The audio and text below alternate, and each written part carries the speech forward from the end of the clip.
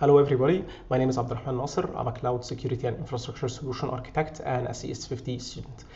In today's video, we're going to discuss Rapid Reset Attack. But first, let's discuss quickly the agenda. So first, we're going to discuss Rapid Reset, what is Rapid Reset, then DDoS, then HTTP2. Then we're going to see quickly the difference between HTTP1 and HTTP2. Then we're going to see how Rapid Reset actually did work, who's affected, the mitigation, and the different protection that can be taken against such attacks. So first things first, what is Rapid Reset? Rapid Reset is a cybersecurity attack that falls under CVE 2023-44487.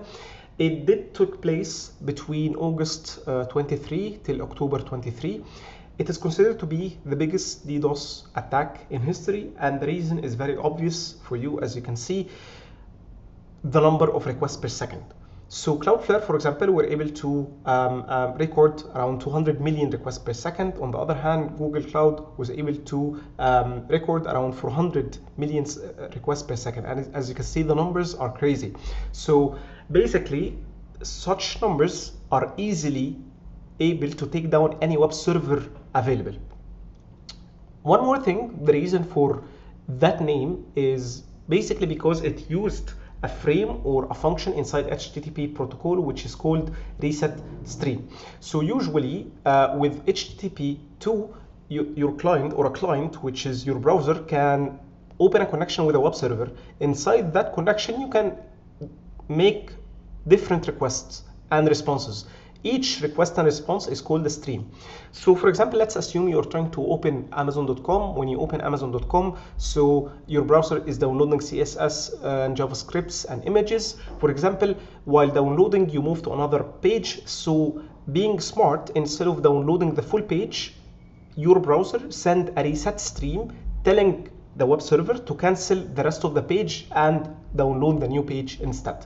This is, in a nutshell, what Rapid Reset. But then we move to DDoS. The reason we need to understand DDoS because Rapid Reset is a type of DDoS attacks. DDoS attacks are distributed denial of service. It's a cyber attack where an attacker is able to control many devices, which are called botnets, to flood a specific server or a web application or a web server with too much traffic that it cannot handle. As you look in the diagram, an attacker using malicious code or different attack vectors is able to control bots. These bots can be your device, it can be my device, it can be a specific server. These bots together are called a botnet, and then through that botnet, the attacker is able to send many hundreds and thousands of HTTP requests to a target victim, which is a web server in this case, that it cannot handle eventually.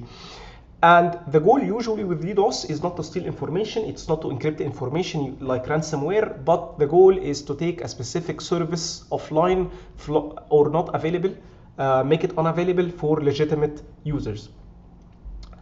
The Rapid Reset used a vulnerability or specific vulnerability in HTTP2. But what is HTTP2? HTTP2 is a successor and a newer version for HTTP designed to improve the performance of HTTP1 and the browsers working with web servers.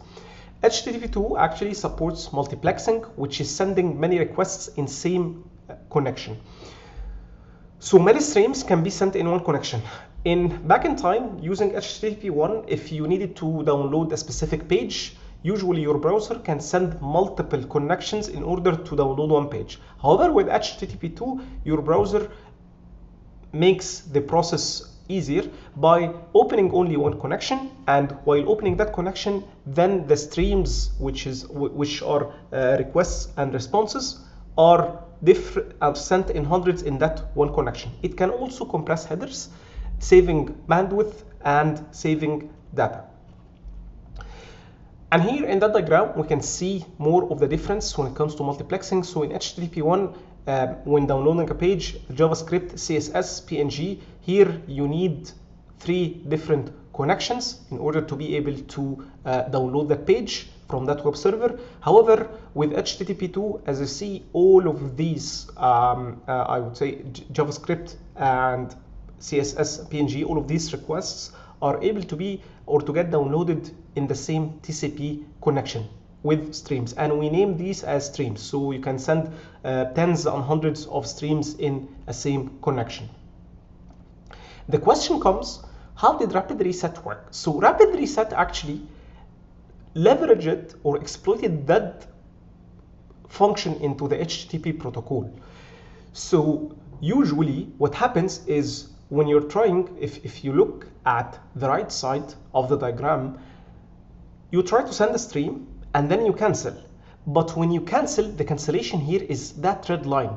So the reset stream, which is canceling the request, does not actually close the connection. The connection is kept alive.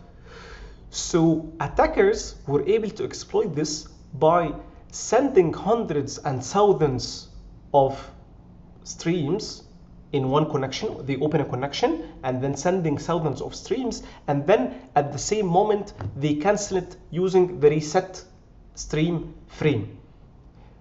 That process actually takes some compute like RAM and memory from the server, so it consumes the server itself. So imagine a botnet with thousands of servers or computers sending thousands and hundreds of streams and then canceling these streams. Definitely it will affect any web server. So this is in a nutshell how Rapid Reset did work. It utilized that functionality in the HTTP2, and what needed to be mentioned here that functionality is actually legitimate, because you as a user, you can go to a page and then cancel that request and go to another page. But the attackers were able to take advantage of that. So we move to who was affected. So as we see, most of the cloud vendors were affected, but mainly we can see Cloudflare, GCP, and AWS. Azure was also affected, and different cloud vendors.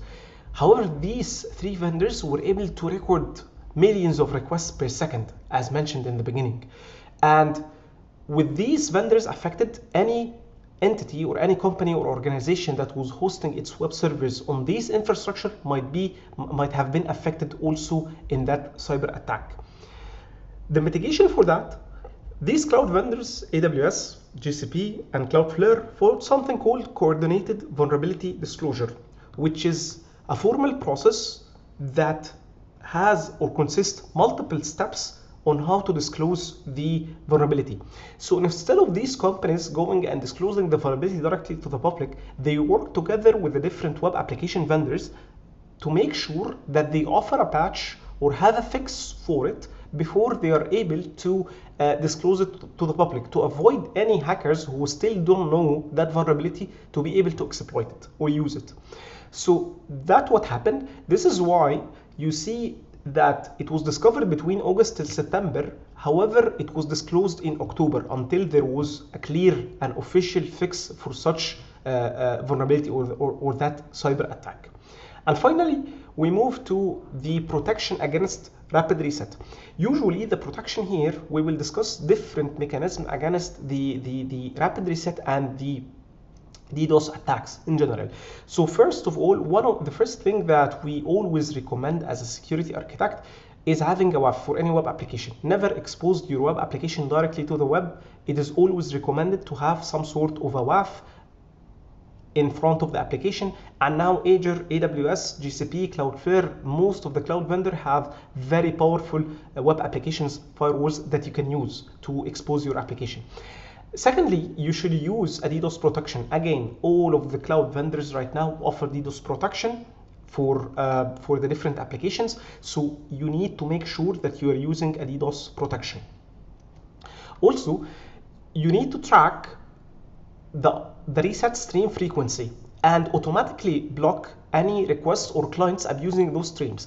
And you can track that using a WAF, for example. So if you have a solid WAF in place, it can be able to track any reset stream, and accordingly and automatically looking into the patterns can take immediate action with dropping that or preventing that request from reaching your application. Finally, this is usually overlooked point, but follow the cloud vendors' well-architected framework. When you look at Azure or AWS or GCP, all of these vendors have their own well-architected frameworks to follow. Any customer using their infrastructure should follow these architecture frameworks. Part of that is the security part, where they tell you the best practice and the best designs and architecture to use in order to avoid DDoS attacks and prevent these attacks from happening. That's it for today. I hope it was clear, and thank you guys.